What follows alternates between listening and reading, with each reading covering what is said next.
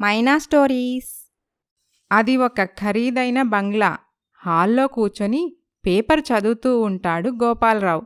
సుమలత కాలేజ్కి బయలుదేరుతూ, bye daddy. ఏంటమ్మా ఇంత త్వరగా వెళ్తున్నావు? మొదటి రోజే కాలేజ్కి లేటుగా వెళ్తే బాగోదు డాడీ.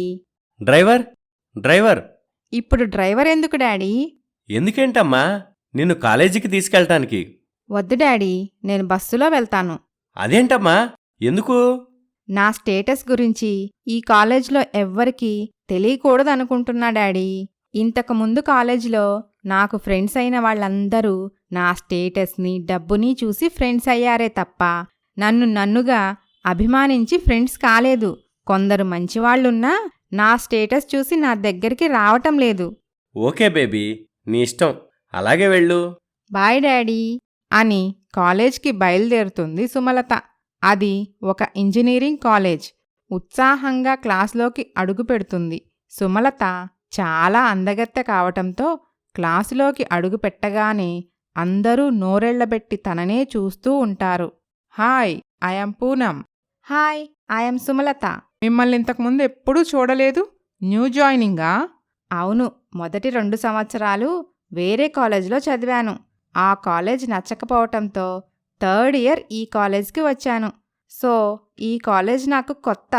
నో ప్రాబ్లం, మేమంతా ఉన్నాంగా. ఇక నుండి మనందరం ఫ్రెండ్స్. అప్పుడే క్లాస్లోకి వస్తాడు సుమన్.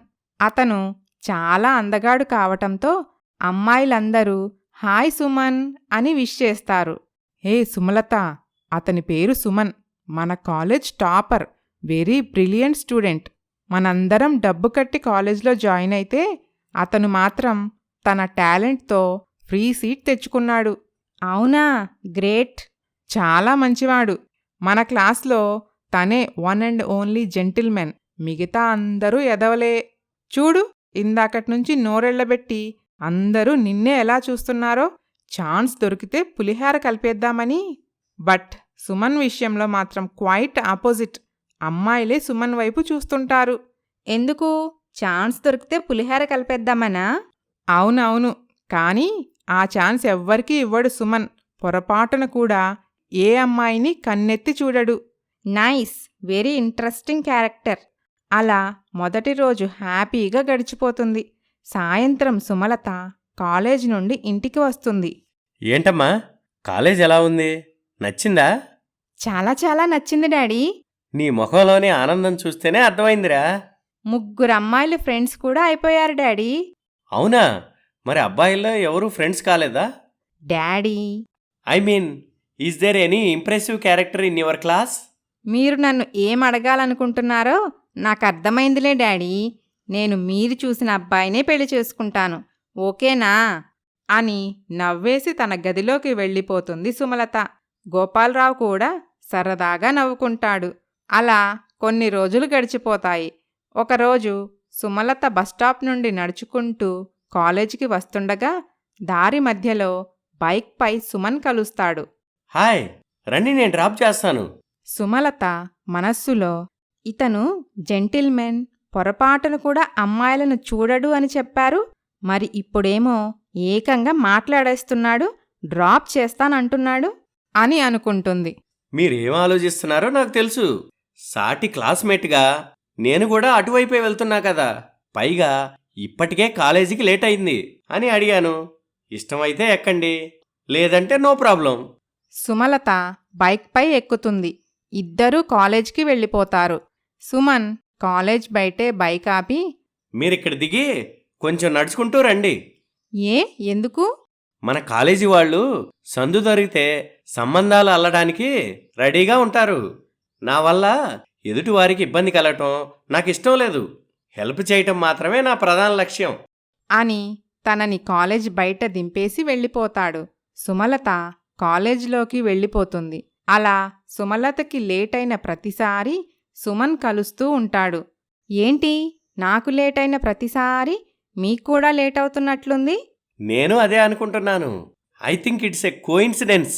సుమలత మనస్సులో, నిజంగా కోయిన్సిడెన్సా లేక అలా కలరింగ్ ఇస్తున్నాడా? ఇతను నాకు లైన్ వేయటం లేదు కదా. ఏమో, ఇతని క్యారెక్టర్ చాలా కన్ఫ్యూజన్గా ఉంది. బాగా స్టడీ చెయ్యాలి అని అనుకుంటుంది. క్లాసులో సుమలత సుమన్ తన వైపు ఏమైనా చూస్తున్నాడేమోనని గమనిస్తూ ఉంటుంది. కాని సుమన్ సుమలత వైపు చూడడు. నేననుకున్నట్టేమీ కాదు. నిజంగా ఇతను జెంటిల్మెన్నే. నేనే పొరపాటు పడ్డాను. అయినా ఈ రోజుల్లో కూడా స్టడీస్ మీద ఇంత సిన్సియర్గా ఉండేవాళ్లున్నారా? వెరీ ఇంట్రెస్టింగ్ అని అనుకుంటుంది. ఓ రోజు సుమలత కాలేజ్ నుండి ఇంటికి వచ్చేసరికి ఇంట్లో అంతా హడావిడిగా ఉంటుంది. ఏంటి డాడీ ఈ హడావుడి? రేపు మనింట్లో పెద్ద పార్టీ ఉంది కదమ్మా. ఏంటి నాన్న విశేషం? నా బంగారు తల్లికి పుట్టినరోజు శుభాకాంక్షలు. అవును, రేపు నా పుట్టినరోజు కదా. నాకస్సలు గుర్తులేదు డాడీ. నువ్వు మర్చిపోయినా నేను మర్చిపోను కదరా. నా జీవితంలోనే ఇది ఎంతో అపురూపమైన రోజు. నిజంగానా డాడీ? నాపై మీ ప్రేమ ఎప్పుడూ ఇలాగే ఉంటుందా? అందులో సందేహం లేదురా. Thank you so much daddy. నా బంగారు తల్లెప్పుడు ఇలాగే సంతోషంగా ఉండాలి. ఇలాంటి మరో 100 పుట్టినరోజులు జరుపుకోవాలని ఈ తండ్రి కోరిక. తండ్రి మాటలకు కన్నీళ్లు పెట్టుకుంటుంది సుమలత. నేనెంత పుణ్యం చేసుకున్నానో. ఇంత గొప్ప నాన్న నాకు దొరికాడు.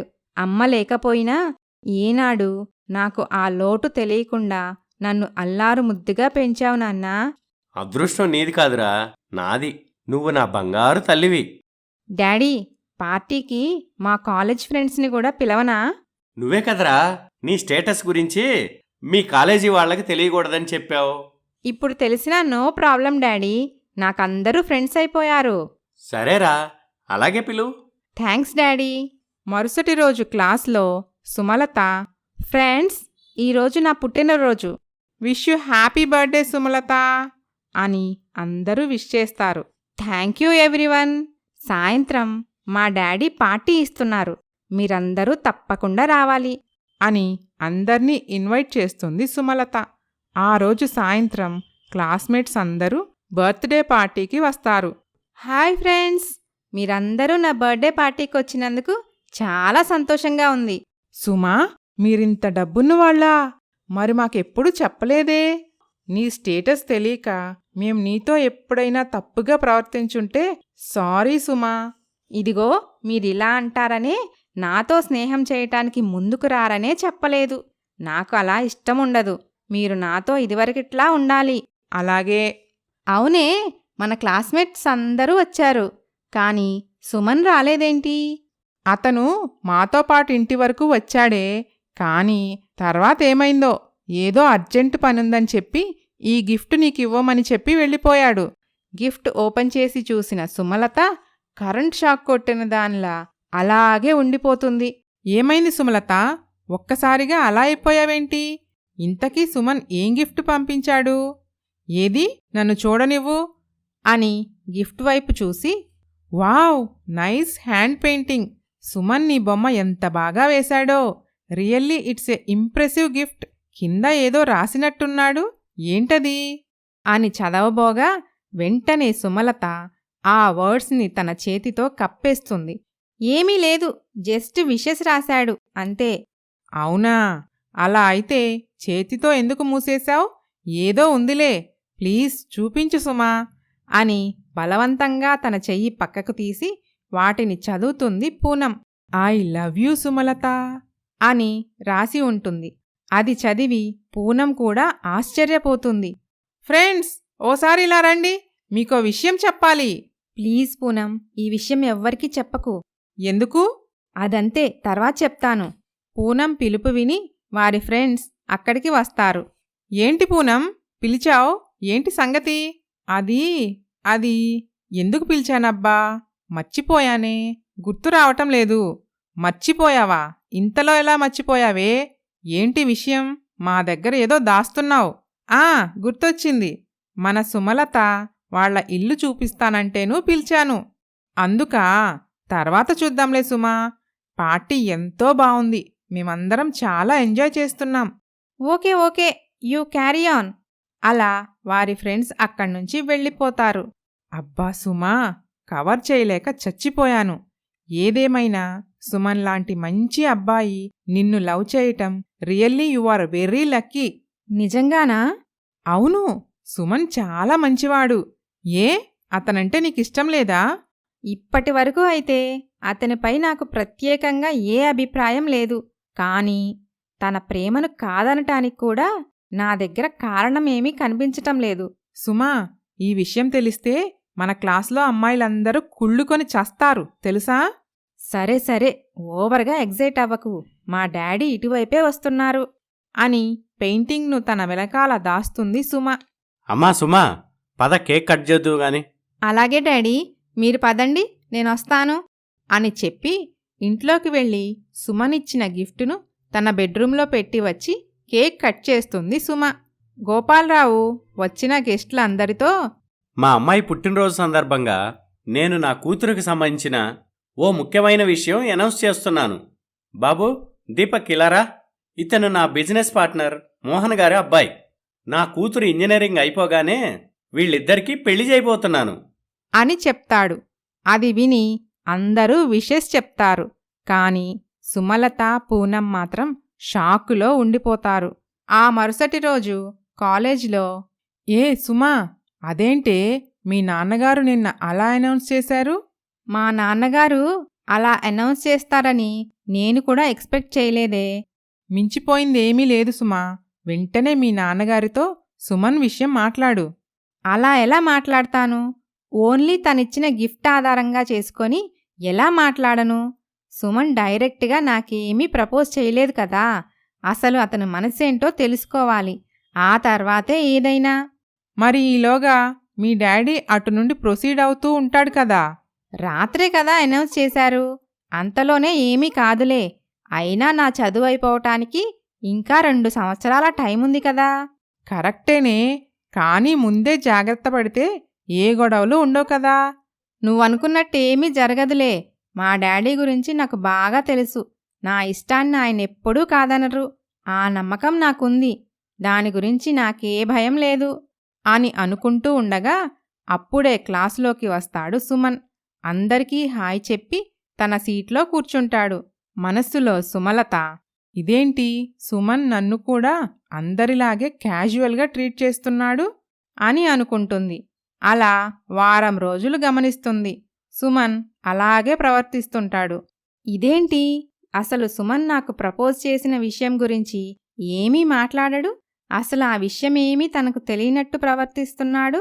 లాభం లేదు, నేనే స్ట్రైట్గా అడిగేస్తాను అని ఓ రోజు సుమన్ క్యాంటీన్లో కూర్చొని ఉండగా అతని దగ్గరికి వెళ్తుంది సుమలత. హాయ్ సుమన్. హే, హాయ్ సుమా. ఎందుకిలా బిహేవ్ చేస్తున్నావు? నేనేం చేశాను? ఏం చేస్తున్నావో తెలీదా? నాతో కూడా అందరితో మాట్లాడుతున్నట్టే మాట్లాడుతున్నావు. మరి ఇంకెలా మాట్లాడాలి? అంటే వాళ్ళు నేను ఒక్కటేనా? అవును, వాళ్లతో పాటు నువ్వు కూడా నా క్లాస్మేట్వే కదా. అందుకే అందరిలాగే నీతో కూడా ఉంటున్నాను. నువ్వు నన్ను ఆట పట్టిస్తున్నావు కదూ. ఇందులో ఆట పట్టించడానికి ఏముంది? మామూలుగానే మాట్లాడుతున్నాను. నీ పాటికి నువ్వు ప్రేమిస్తున్నానని గిఫ్ట్ పంపి అదేమీ గుర్తులేనట్టు భలే మాట్లాడుతున్నావు. గిఫ్టా? ఏమో, నాకు తెలీదు. నాకేం గుర్తులేదు అని అక్కడ్నుండి వెళ్ళిపోతాడు సుమన్. సుమలత అయోమయంతో అలాగే ఉండిపోతుంది. అప్పటినుండి సుమలత మనస్సులో ఉండదు. చాలా నిరుత్సాహంగా ఉంటుంది. ఓ రోజు గోపాలరావు, ఏమైందమ్మా? వారం రోజుల నుంచి చూస్తున్నాను, అదోలా ఉంటున్నావు. ఏమీ లేదు డాడీ. కాలేజీకి కూడా వెళ్ళటం లేదు. Anything wrong baby? Nothing daddy. Are you okay తల్లి? I'm fine daddy. పోనీ ఒంట్లో ఏమైనా బాగాలేదా? డాక్టర్ దగ్గరికి వెళ్దామా? అదేం లేదు డాడీ, నేను చాలా హెల్దీగా ఉన్నాను. సరేరా తల్లి, నేను ఆఫీస్కి వెళ్ళొస్తాను. బాయ్ అని చెప్పి గోపాలరావు ఆఫీస్కి వెళ్ళిపోతాడు.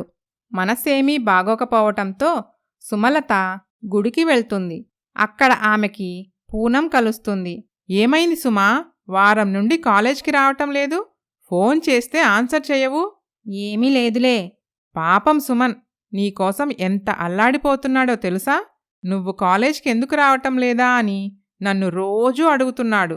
క్లాస్లో చాలా డల్గా ఉంటున్నాడు. Please stop it. అతని గురించి నా దగ్గర మాట్లాడకు పూనం. ఏమైందే? ఎందుకు మాట్లాడొద్దు? అసలు నేను కాలేజ్కి రాకపోవటానికి కారణమే సుమన్. వాట్? అవును అని జరిగిన విషయం మొత్తం పూనంకి చెప్తుంది సుమలత.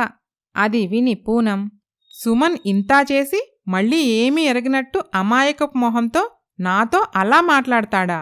చెప్తాను అతని సంగతి అని మరుసటి రోజు ప్లేగ్రౌండ్లో తన బైక్పై కూర్చొని ఉన్న సుమన్ దగ్గరికి వెళ్తుంది పూనం.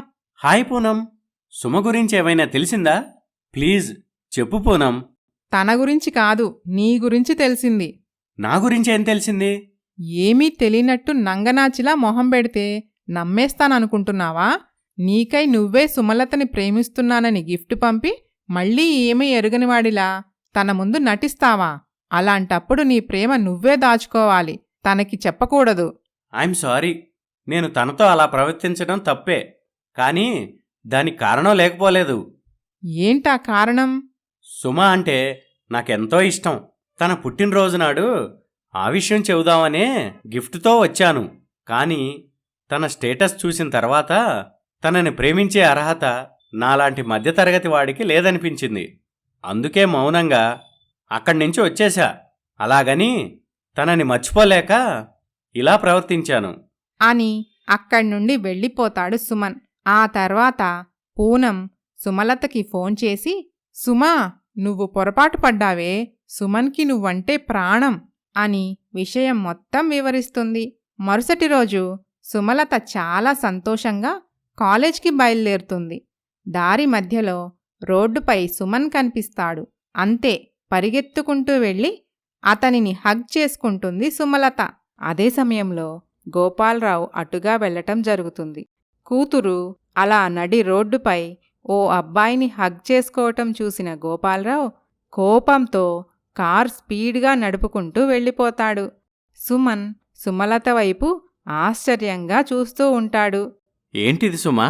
ఏముంది, ఓ అమ్మాయి తన ఇష్టాన్ని తను ప్రేమించిన వాడికి ఇలా ఒక హగ్ రూపంలో తెలియజేయటం.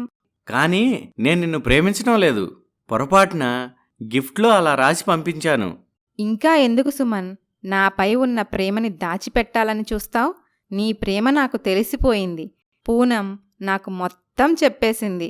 అదేంటి, ఎవరికి చెప్పనని మాటిచ్చి నీకు చెప్పిందా? అవును సుమన్, ఇప్పుడు నువ్వంటే ఇంకా ఇష్టం పెరిగిపోయింది. ఎందుకు? ఈ రోజుల్లో చాలామంది అబ్బాయిలు డబ్బున్న అమ్మాయిలకు ఎరవేసి ప్రేమిస్తున్నారు.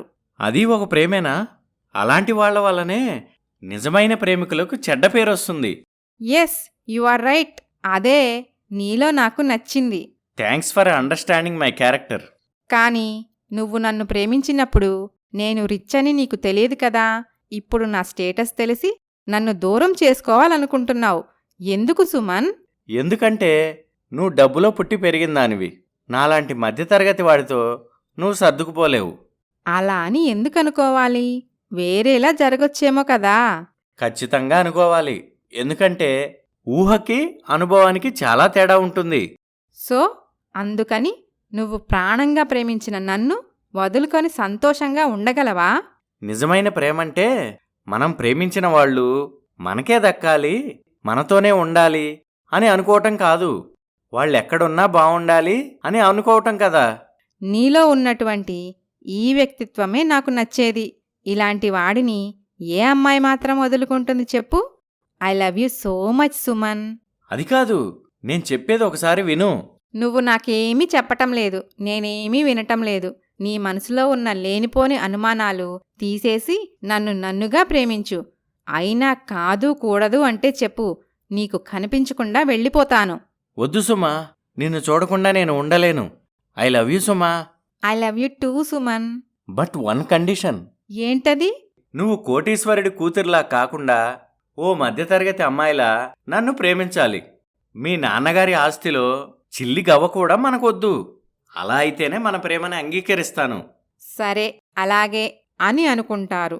ఈలోగా ఈ విషయం మొత్తం కాలేజీలో అందరికీ తెలిసిపోతుంది. Congratulations Suman and Sumalatha. Really you both are made for each other. ఇన్నాళ్ళు మేమందరం ఎంత ట్రై చేసినా కానీ మాకు పడని సుమన్ నీకు పడిపోయాడు. You are very lucky Sumalatha. అప్పుడు సుమలత మనస్సులో, నన్ను ప్రేమిస్తున్నందుకు సుమన్ని లక్కీ అనాల్సింది పోయి వీళ్లంతా నన్ను లక్కీ అంటున్నారంటే సుమన్ ఎంత మంచివాడు. Suman really gentleman. My selection is always and absolutely right అని అనుకుంటుంది. ఏ సుమా, ఈ విషయం ముందు మీ నాన్నగారితో చెప్పు. ఫ్యూచర్లో ఎటువంటి ప్రాబ్లమ్స్ రాకుండా ఉంటాయి. ఏమోనే పూనం, నీతో ఇంతకుముందు అలా ధైర్యంగా అనేశానే కానీ ఇప్పుడు మా నాన్నతో మాట్లాడాలంటే కొంచెం భయంగా ఉంది. అలా అని మాట్లాడకుండా ఉంటావా?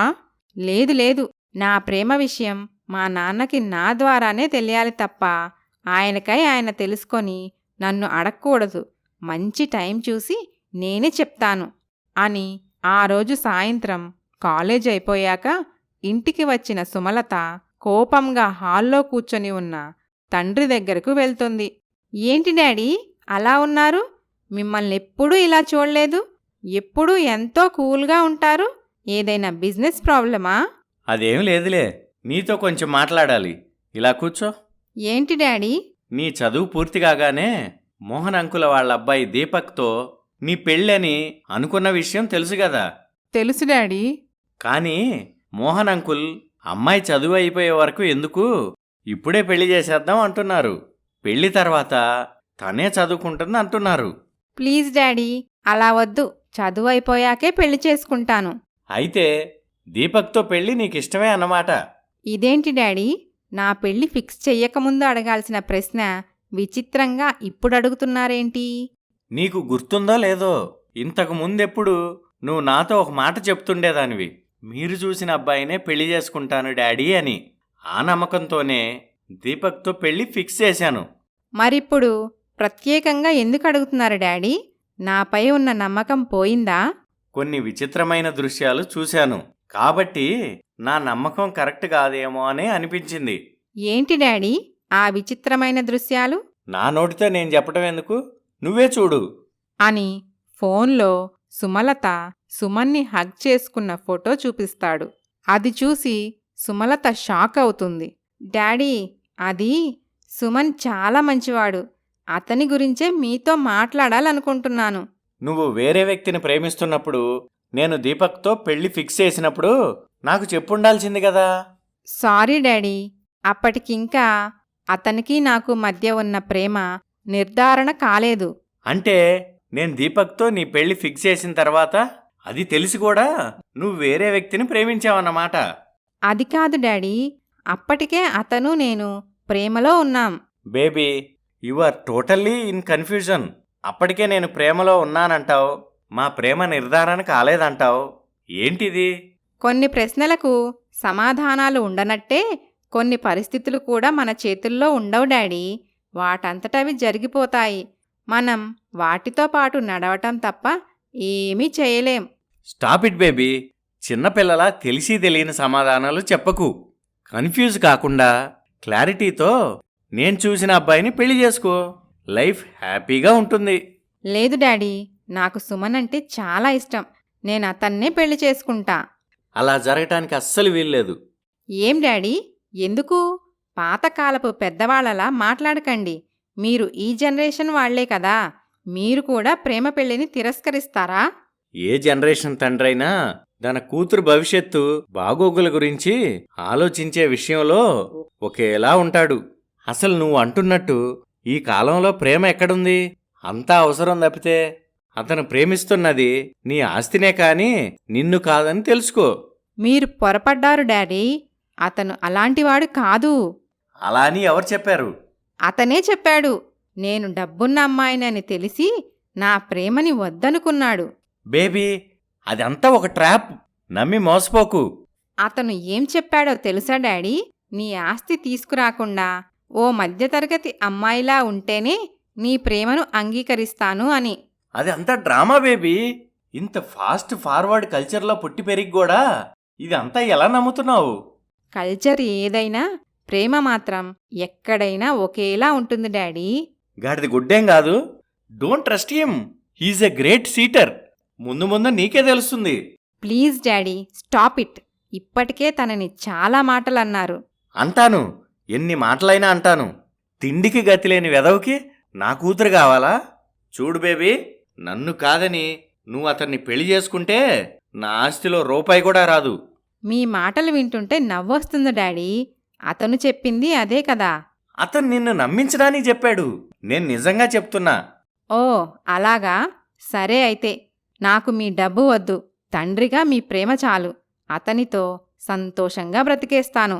నా మాట కాదన్న నీకు నా ప్రేమ కూడా దక్కదు. నా ఇష్టప్రకారం నడుచుకునేటట్లయితేనే ఇక్కడ ఉండు, లేదంటే వెళ్ళిపో. అలాగే డాడీ, నేను ఈ ఇల్లు వదిలి వెళ్ళిపోతున్నాను అని సుమలత ఇల్లు వదిలి వెళ్ళిపోతుంది. అయ్యగారు, చిన్నమ్మగారు వెళ్ళిపోతున్నారు. వెళ్ళొద్దని చెప్పండి అయ్యా. ఒక్కతే కూతురు, ఎంత గారాబంగా పెంచుకున్నారు మీరు. అదే నేను చేసిన తప్పు సాంబయ్య. తండ్రిలా కాకుండా ఒక స్నేహితుడిలా తనతో ఉన్నాను కదా, అందుకే తనకి నేనంటే చులకనైపోయింది. నా మాట అంటే లెక్క లేకుండా పోయింది. ఏదోలే అయ్యా, చిన్నపిల్ల, తెలిసి తెలియక చేసుంటుంది. అన్నీ తెలిసినవారు మీరు కూడా అలా అంటే ఎలాగయ్యా? బయటికి వెళ్ళి చిన్నమ్మగారు ఎన్ని కష్టాలు పడవలసి వస్తుందో ఏమిటో. మంచిదే కదా సాంబయ్య, కనీసం అప్పుడైనా తనకి ఈ తండ్రి విలువ తెలిసి వస్తుంది. అయ్యగారు, మీరు అలా మొండిగా ప్రవర్తిస్తే ఎలా చెప్పండి? ఏ పౌరుషం తనకేనా, నాకు లేదా? క్షమించండి నాన్న అని తనే అడగొచ్చు కదా. ఎందుకు అడుగుతుంది అయ్యగారు? మీ కూతురు కదా. మీకంటే పౌరుషం, కోపం చిన్నమ్మగారికి ఇంకా ఎక్కువే. ఏం కాదు, నువ్వు భయపడకు సాంబయ్య. కోపం తగ్గాక తనే వస్తుందిలే అని లోపలికి వెళ్ళిపోతాడు గోపాలరావు. ఏంటో ఈ తండ్రి కూతురు నాకు అస్సలు అర్థం కారు అని అనుకుంటాడు సాంబయ్య. సుమలత నేరుగా సుమన్ రూమ్కి వెళ్తుంది. ఏంటి సుమా ఈ సడన్ సర్ప్రైజ్? నేను మా ఇల్లు వదిలి వచ్చేశాను సుమన్. ఇల్లు వదిలి రావటం ఏంటి? నేను మా నాన్నతో గొడవ పడ్డాను. గొడవ పడ్డావా? ఎందుకు? మా నాన్నకి మన గురించి తెలిసిపోయింది. అలా ఎలా తెలిసింది? ఎవరు చెప్పారు? మంచి సమయం చూసి మనమే చెప్దాం అనుకున్నాం కదా. ఎవ్వరూ చెప్పలేదు. ఆయనే నేరుగా చూశారు. నాకు నువ్వే కావాలని మా నాన్నతో గట్టిగా వాదించాను. అందుకు ఆయన ఒప్పుకోలేదు. అందుకే ఇల్లు వదిలి వచ్చేశాను. ఇలాంటిదేదో జరుగుతుందని నేను భయపడ్డాను. నా వల్ల మీ తండ్రి కూతుళ్ళిద్దరూ విడిపోయారు. ఐఎమ్ సారీ సుమా.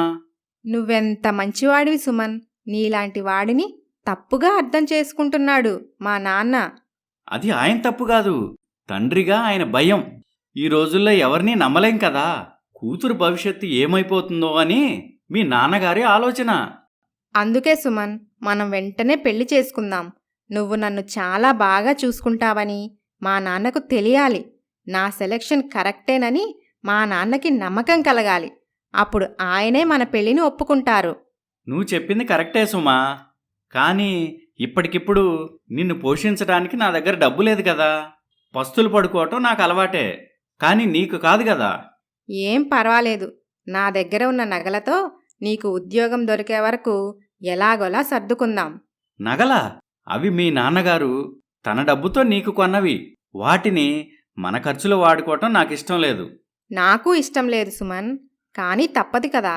నీకు ఉద్యోగం వచ్చిన తర్వాత తాకట్టు నుండి విడిపించి ఆయనకి తిరిగి ఇచ్చేద్దాం. అప్పటి వరకు మనం బ్రతకటానికి కావాలి కదా. సరే, నీ ఇష్టం సుమా, నువ్వు చెప్పినట్టే చేద్దాం. సుమన్, మీ అమ్మా నాన్నకి ఫోన్ చేసి మన విషయం చెప్పు. కనీసం వాళ్ళైనా మన ప్రేమను అర్థం చేసుకొని మన పెళ్లికి ఒప్పుకుంటారేమో. నేనొక అనాథని. చిన్నప్పటి నుంచి అనాథాశ్రమంలోనే పెరిగాను. నాకంటూ ఎవరూ లేరు సుమా. బాధపడకు సుమన్, ఇప్పుడు నీకు నేనున్నాను అని అనుకుంటారు. ఆ తర్వాత కాలేజ్ ఫ్రెండ్స్ సహాయంతో ఇద్దరూ రిజిస్టర్ ఆఫీస్లో పెళ్లి చేసుకుంటారు. ఆ విషయం తెలుసుకొని గోపాలరావు చాలా కృంగిపోతాడు. కూతురిపై బెంగతో తిండి తినటం మానేస్తాడు. తాగుడికి అలవాటు అవుతాడు. అయ్యగారు, ఇలా రోజూ తాగుతూ ఉంటే మీ ఆరోగ్యం ఏమైపోతుంది చెప్పండి. ఇంకా నేను బతుకుండి ఎవరిని ఉద్ధరించాలి సాంబయ్య? నా భార్య చనిపోయినా ఆ బాధను లెక్క చేయకుండా ఇన్నాళ్ళు నేను బ్రతుకుతున్నదే నా కూతురు కోసం. ఇప్పుడు తనే నన్ను కాదనుకుని వెళ్ళిపోయింది. ఇంకా నాకు ఏం మిగిలింది? ఈ మందు తప్ప. బాధపడకండి అయ్యా, చిన్నమ్మగారు తప్పకుండా మీ దగ్గరికి తిరిగి వస్తారు. నాకు ఆ నమ్మకం లేదు సాంబయ్య. లేదయ్యగారు, మీరిలా బెంగ పెట్టుకున్నారని తెలిస్తే చిన్నమ్మగారు ఒక్క క్షణం కూడా అక్కడ ఉండరు. పరిగెత్తుకుంటూ వచ్చి మీ దగ్గర వాలిపోతారు. నువ్వు అన్నట్టు ఆ రోజు వస్తుందేమో. అందుకే దేవుడు నన్నింకా బ్రతికిస్తున్నాడేమో. చూద్దాం అని అనుకుంటారు. మరోవైపు సుమన్, సుమలత ఇద్దరూ చాలా సంతోషంగా ఉంటారు. ఓ రోజు సుమన్, సుమా, పాపం మీ నాన్న ఎంతో బాధపడుతూ ఉంటాడు. ఒకసారి నువ్వు వెళ్ళి ఆయన పలకరిస్తే బావుంటుంది. ఏం నేనే వెళ్ళాలా? ఆయన రావచ్చుగా? పెద్దవారు ఆయన రావటం ఏం బావుంటుంది చెప్పు? నువ్వే వెళ్ళాలి. ఒకవేళ నేను వెళ్ళాక ఆయన ఆస్తి కోసం ఆశపడి తిరిగి వచ్చానని మా నాన్న అనుకుంటే నేను వెళ్ళను. సరే, నీ ఇష్టం. అన్నట్టు సుమన్, చెప్పటం మర్చిపోయాను. మన దగ్గర ఉన్న డబ్బు ఇంకొన్ని రోజులకే సరిపోతుంది. ఈలోగా నువ్వు ఎలాగైనా ఉద్యోగం సంపాదించాలి. చాలా ట్రై చేస్తున్నాను సుమా, కానీ ఎక్కడా ఉద్యోగం దొరకటం లేదు. నువ్వేమీ అనుకోకపోతే మీ నాన్నగారి ఆఫీసులో ఏదైనా ఉద్యోగం అడగొచ్చు కదా. అలా అడిగితే మనం మా నాన్నకు చులకనైపోతాం. దిక్కులేక మళ్ళీ ఆయన కాళ్ల దగ్గరకు వెళ్ళామనుకుంటాడు. అనుకుంటే అనుకో, నీవు తప్పేముంది? ఎంత కాదనుకున్నా ఆయన నీకు తండ్రి, నాకు మామగారు. అది నాకిష్టం లేదు. మన కాళ్లపై మనం నిలబడి జీవితంలో ఆయన సహాయం లేకుండా గొప్పగా ఎదగాలి. అది చూసి ఆయనే మన దగ్గరికి రావాలి. అప్పుడే మా నాన్న దగ్గర మనకి గౌరవం ఉంటుంది. డోంట్ వరీ సుమా, ఎలాగైనా ఈ నెలాఖరికల్లా ఉద్యోగం సంపాదిస్తాను. నువ్వు అనుకున్నది జరిగేలా చేస్తాను. Thank you so much Suman అని అనుకుంటారు. అలా కొన్ని రోజులు గడిచిపోతాయి. ఒకరోజు సుమలత చాలా ఆనందంగా సుమన్ కోసం ఎదురు చూస్తూ ఉంటుంది. సుమన్ ఉద్యోగ ప్రయత్నాలతో అలసిపోయి ఇంటికి వస్తాడు. సుమన్, వచ్చావా? నీకోసమే ఎదురు చూస్తున్నాను. ఎందుకు సుమా? నీకో గుడ్ న్యూస్. ఏంటి, మీ నాన్నగారు ఏమైనా ఫోన్ చేసి మాట్లాడారా? కాదు. కాదా? అయినా నువ్వేంటి ఈ మధ్య ఎప్పుడు చూసినా మా నాన్న జపం చేస్తున్నావు? ఏమీ లేదులే. ఇంతకీ ఏంటి ఆ గుడ్ న్యూస్? ఇక్కడ కాదు, నన్నేదైనా రెస్టారెంట్కి తీసుకెళ్ళి నాకిష్టమైన బిర్యానీ తినిపించు. అప్పుడు చెప్తాను. ఇంకోసారి వెళ్దాంలే సుమా. లేదు, ఇప్పుడే వెళ్దాం. నేను నీకు పెద్ద గుడ్ న్యూస్ చెప్పబోతుంటే నువ్వు నా కోసం ఇది కూడా చెయ్యవా? సరే, పద. అని రెస్టారెంట్కి తీసుకెళ్ళి సుమకి ఇష్టమైన బిర్యానీ తెప్పిస్తాడు. ఇప్పుడు చెప్పు సుమా, ఏంటా గుడ్ న్యూస్? నువ్వు తండ్రివి కాబోతున్నావు సుమన్. ఆ మాట వినగానే పిడుగుపడినట్లు షాక్ అవుతాడు సుమన్. నీకు చెప్పలేనంత ఆనందం వేస్తుంది కదూ? నాకు తెలుసు. లేదు సుమా, భయం వేస్తుంది. భయమా? ఎందుకు? ఒకవైపు నాకు ఉద్యోగం లేదు, మనం బ్రతకటానికే కష్టంగా ఉన్నప్పుడు ఈ పిల్లల అవసరమా? వద్దు సుమా, నువ్వు అబార్షన్ చేయించుకో. సుమన్, ఏం మాట్లాడుతున్నావు? ఇప్పుడు పిల్లల్ని పోషించే స్తోమత నా దగ్గర లేదు. అలా అని మనకి స్తోమత వచ్చినప్పుడు కావాలనుకోవటానికి పిల్లలు మార్కెట్లో దొరికే వస్తువులు కాదు, దేవుడిచ్చే ప్రసాదం. ఆయన ఇచ్చినప్పుడే తీసుకోవాలి. అదిగా సుమా, ఒక్కసారి నా మాట విను. ఈ విషయంలో మాత్రం నువ్వేం చెప్పినా నేను వినను. సరే, నీ ఇష్టం. నీ ఇష్టాన్ని నేనెప్పుడు కాదన్నాను చెప్పు. Thank you so much Suman. అలా కొద్ది రోజుల తర్వాత ఓ రోజు సుమన్ ఎంతో ఆనందంగా ఇంటికి వస్తాడు. సుమా, మన కష్టాలన్నీ తీరిపోయాయి. నాకు ఉద్యోగం వచ్చింది. ఎంత మంచి గుడ్ న్యూస్ చెప్పావు సుమన్. కాకపోతే ఒక నెల రోజులు ట్రైనింగ్ కోసం వేరే ఊరికి వెళ్ళాలి. రేపే బయలుదేరాలట. ఆ తర్వాత జాబ్ ఇక్కడే. నెల రోజులే కదా, నో ప్రాబ్లం. క్షేమంగా వెళ్ళి వచ్చేయి. అన్నట్టు మేం వెళ్ళేది అదేదో ఏజెన్సీ ఏరియా అట. అక్కడ నెట్వర్క్ సరిగ్గా ఉండదట. ఫోన్ కలవపోతే భయపడకు అని చెప్పి ట్రైనింగ్కి వెళ్ళిపోతాడు సుమన్. అలా నెల రోజులు పైనే గడిచినా సుమన్ తిరిగి రాడు. భయపడిపోయిన సుమలత పూనం దగ్గరికి వచ్చి జరిగిన విషయం మొత్తం చెప్తుంది. అసలింతకీ తనని సెలెక్ట్ చేసిన కంపెనీ పేరు తెలుసా? తెలీదు పూనం, నేను అడగలేదు, తనూ చెప్పలేదు. నాకు చాలా భయంగా ఉంది. తనకి ఏమై ఉంటుందో ఏమో. ఏమీ కాదులే, భయపడకు సుమా. భయపడకుండా ఎలా ఉండమంటావు? నాకసలు ఏమీ తోచటం లేదు. ఏం చేయాలో అస్సలు అర్థం కావటం లేదు.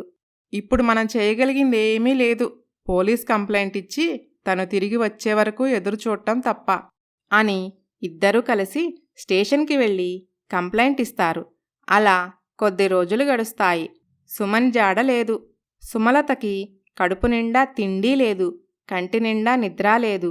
పిచ్చిదానిలా భర్త కోసం వెతుకుతూ రోడ్లు పట్టుకొని తిరుగుతూ ఉంటుంది. ఓ రోజు అలా వెతుకుతూ వెతుకుతూ నీరసంతో కళ్ళు తిరిగి రోడ్డుపై పడిపోతుంది. అప్పుడే అటువైపుగా గోపాలరావు కారులో వెళ్తూ ఉంటాడు. సాంబయ్య, ఎవరో రోడ్డుపై పడిపోయినట్టున్నారు. అవును సార్, ఎవరో ఆడపిల్లలా ఉంది.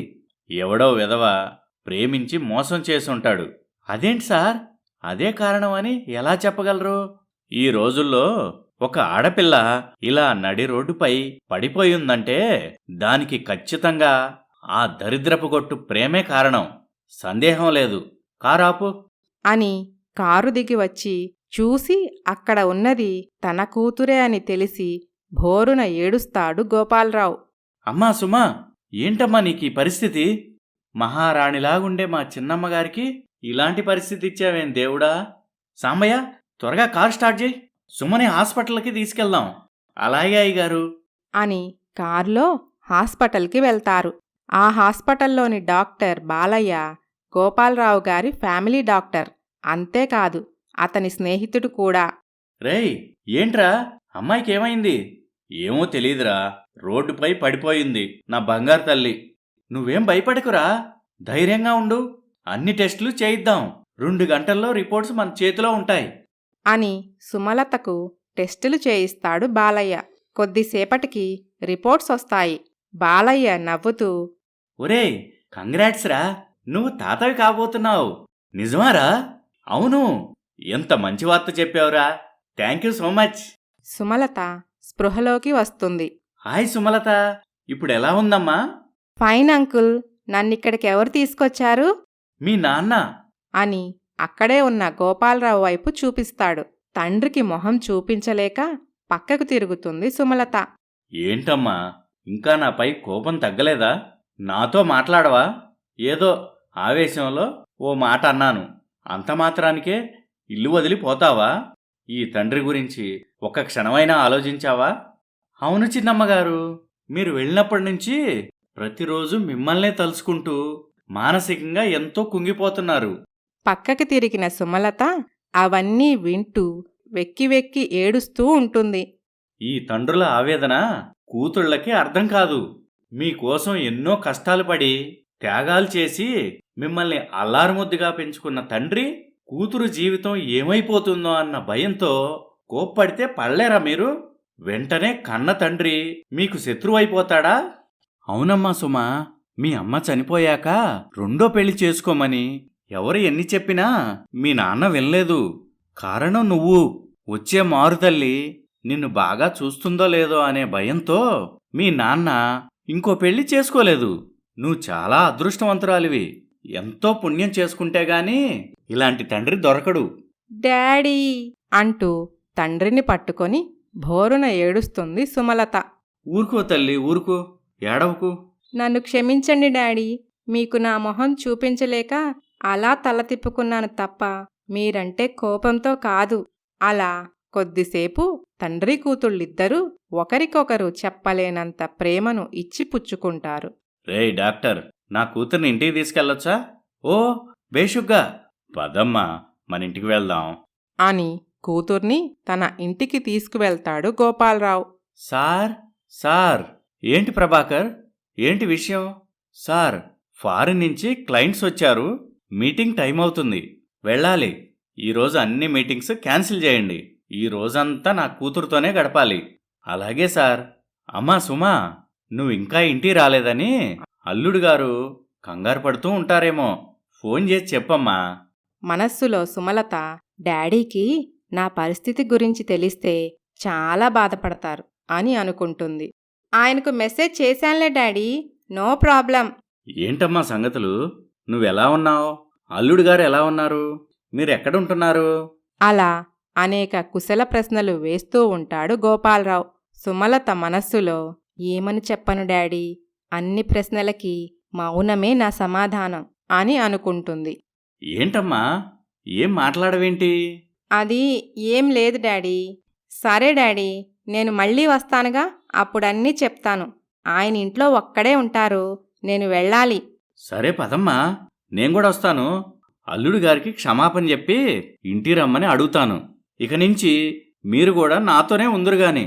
లేదు డాడీ, వద్దులే. ఆయనకి నిదానంగా సర్ది చెప్పుకొని ఈసారి వచ్చేటప్పుడు ఆయన్ని కూడా తీసుకొనొస్తానుగా. సరేనమ్మా, నీ ఇష్టం. సాంబయ్య, అమ్మాయిని వాళ్ళింటి దగ్గర దించిరా. వద్దు డాడీ, నేనే వెళ్తాను ప్లీజ్. సరేనమ్మా, జాగ్రత్త వెళ్ళిరా. మళ్ళీ నువ్వు అల్లుడు గారితో వచ్చే వరకు కళ్ళు కాయలు కాసేలాగా ఎదురు చూస్తూ ఉంటాను. అని సంతోషంగా కూతురికి టాటా చెప్పి పంపిస్తాడు గోపాలరావు. ఇలా ఉండగా ఒకరోజు పూనం సుమలతని కలవటానికి వాళ్ళ ఇంటికి వెళ్తుంది. ఇంటికి తాళం వేసి ఉంటుంది.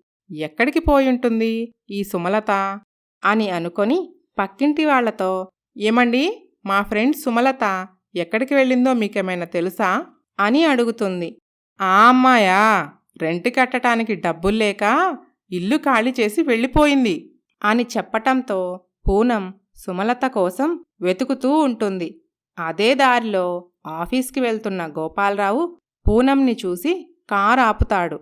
సాంబయ్య, కారాపు. అలాగేనయ్యా. బావున్నావా అమ్మా? బావున్నాను అంకుల్. అంకుల్, సుమలత గురించి మీకేమైనా తెలిసిందా తెలియటమేంటమ్మా? నా కూతురు నేను కలిసిపోయాంగా. అని జరిగింది మొత్తం చెప్తాడు గోపాలరావు. అంటే సుమ అసలు విషయం వాళ్ళ నాన్నగారికి చెప్పలేదనుకుంటా. అంకుల్, అది కాదంకుల్, సుమ మీకు అబద్ధం చెప్పింది. తన జీవితం సంతోషంగా లేదు. ఏంటమ్మా నువ్వనేది?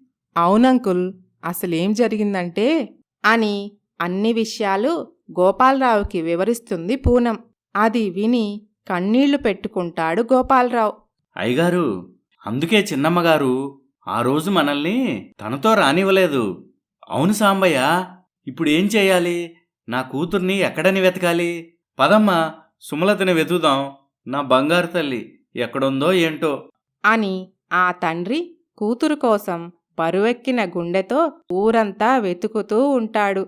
చివరికి ఒక సత్రంలో దీన పరిస్థితుల్లో కూతుర్ని చూస్తాడు. అమ్మా సుమా, ఏంటమ్మా ఇది? అది నాన్నా, అది ఇక్కడెందుకున్నానంటే ఇంకా ఎందుకమ్మా దాయాలని చూస్తావు? నీ ఫ్రెండ్ పూనం నాకంతా చెప్పింది. నువ్వు బాధపడతావని చెప్పలేదు నాన్నా అని తండ్రిని పట్టుకొని ఏడుస్తుంది సుమలత. నువ్వేమీ భయపడకమ్మా. నా ఇన్ఫ్లుయెన్స్ అంతా ఉపయోగించి అల్లుడి గారి జాడ తెలుసుకుంటాను. నువ్వు కంప్లైంట్ ఇచ్చిన స్టేషన్కి వెళ్దాం పదా అని పోలీస్ స్టేషన్కి వెళ్తారు. ఏంటి ఎస్ఐ గారు, మా అల్లుడి గారి గురించి ఏమైనా సమాచారం తెలిసిందా? ఇంకా లేదు సార్. మా ప్రయత్నం మేం చేస్తూనే ఉన్నాం. అన్ని దారుల్లో ఎంక్వైరీ చేస్తున్నాం. ఎటువంటి ఇన్ఫర్మేషన్ తెలీదు. తెలియగానే మీకు కబురు పెడతాను. Okay sir, thank you. పదమ్మా, మన ఇంటికెళ్దాం అని కూతుర్ని ఇంటికి తీసుకువెళ్తాడు.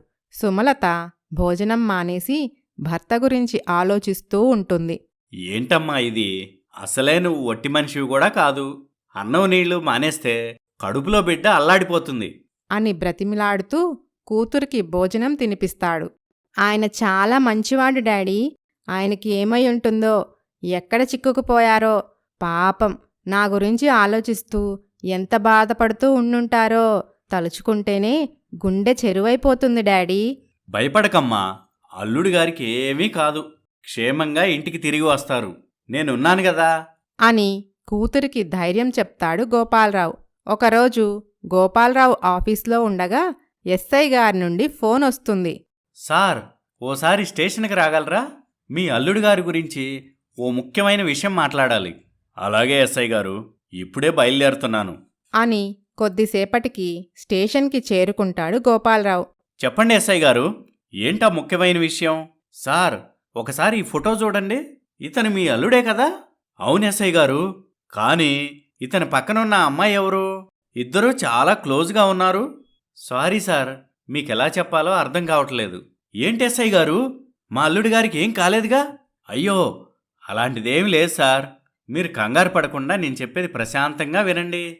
అలాగే ఎస్ఐ గారు, చెప్పండి. సార్, మీరు అనుకున్నట్టు మీ అల్లుడు మంచివాడు కాదు. అతను ఆస్తి కోసమే మీ అమ్మాయిని ట్రాప్ చేశాడు. కానీ అతను ప్లాన్స్ వర్కౌట్ కాకపోవడంతో మీ అమ్మాయిని వదిలించుకొని వెళ్ళిపోయాడు. రాస్కెల్ ఎంత పని చేశాడు?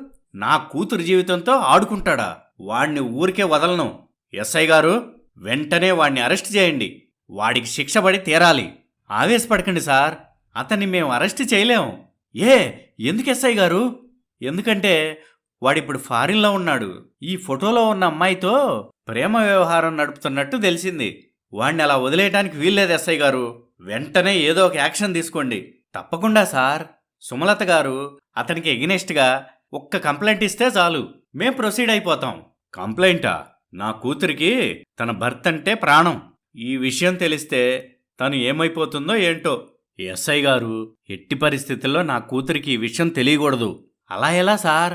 మీ అమ్మాయి గారు భర్త కోసం ఎదురు చూస్తూ ఉంటుంది కదా. ఈ రోజు కాపోయినా రేపైనా తెలియాల్సిందే కదా. అలా అని ఈ విషయం ఇప్పుడే తెలిస్తే నా కూతురు నాకు దక్కదు ఎస్ఐ గారు.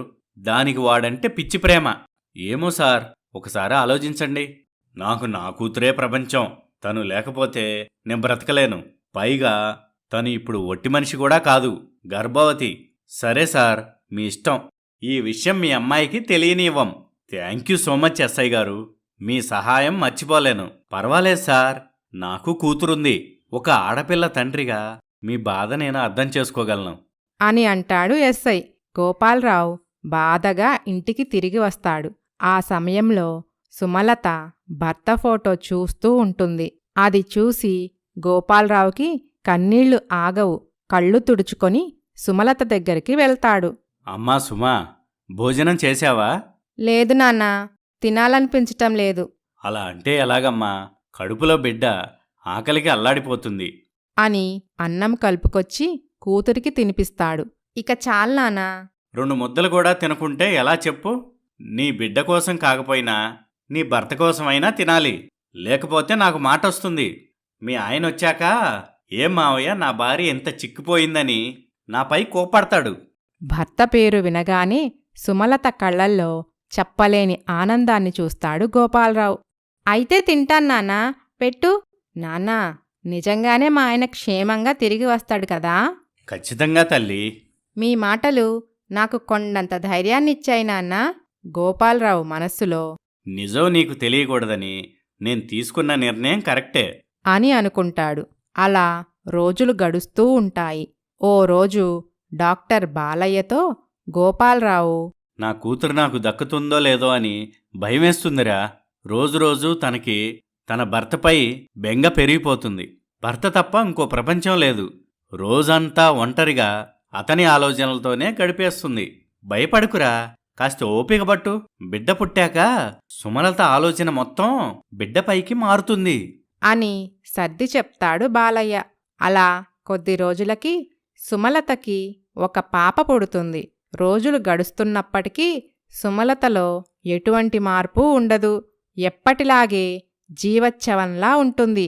ఒరే డాక్టర్, నువ్వు చెప్పినట్టు ఏమీ జరగటం లేదురా.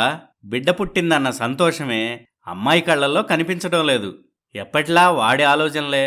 ఇలాగే వదిలేస్తే నా కూతురు పిచ్చిదైపోతుందేమోనని భయమేస్తుందిరా. సరే, ఓ పంచేయరా, కొద్ది రోజులలా ఎటైనా పుణ్యక్షేత్రాలకు తీసుకెళ్ళు.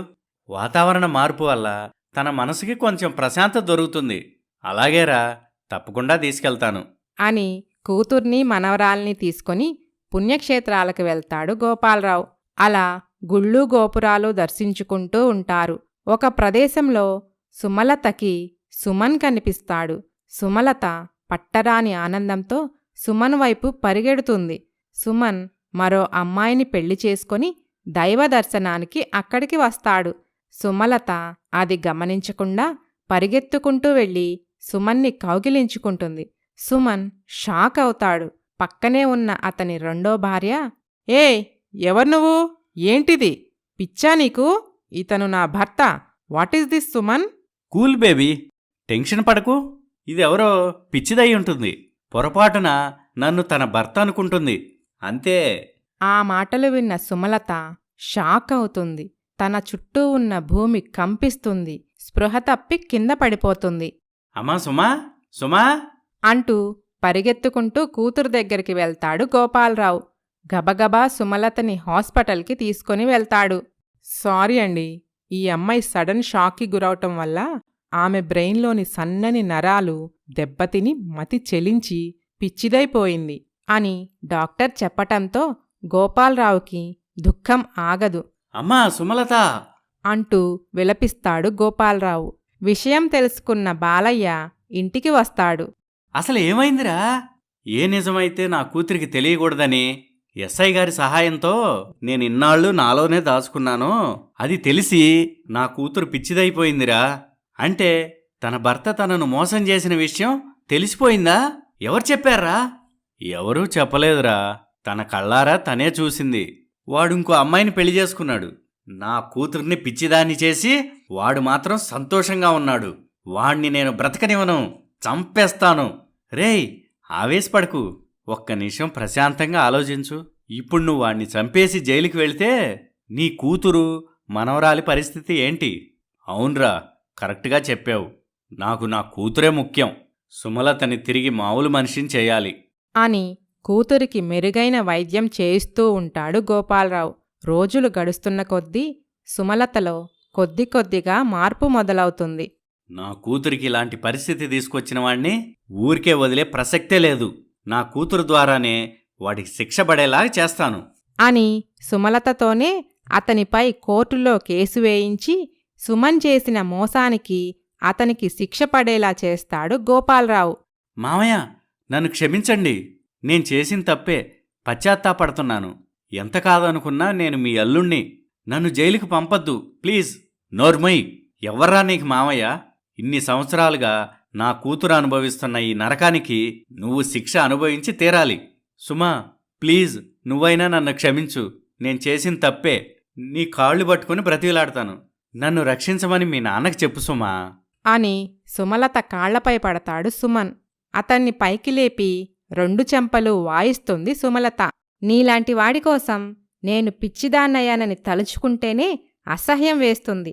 నేను పడిన నరకానికంటే కూడా నాకోసం నా తండ్రి పడ్డ ఆవేదనే ఎక్కువ. ఆయన వేదనకి, బాధకి, ఆయన కాచిన ప్రతి కన్నీటి బొట్టుకు నువ్వు ఖచ్చితంగా శిక్ష అనుభవించి తీరాలి. పోలీసులు సుమన్ని జైలుకు తీసుకువెళ్తారు. కూతురు తీసుకున్న నిర్ణయానికి సంతోషపడతాడు గోపాలరావు. ఈనాటికి కూడా ప్రేమ పేరుతో మోసపోయే ఆడపిల్లలు చాలామంది ఉన్నారు. వారందరికీ నా కథ గుణపాఠం కావాలి. మరిన్ని మంచి కథల కోసం మైనా స్టోరీస్ ఛానల్ని సబ్స్క్రైబ్ చేయండి.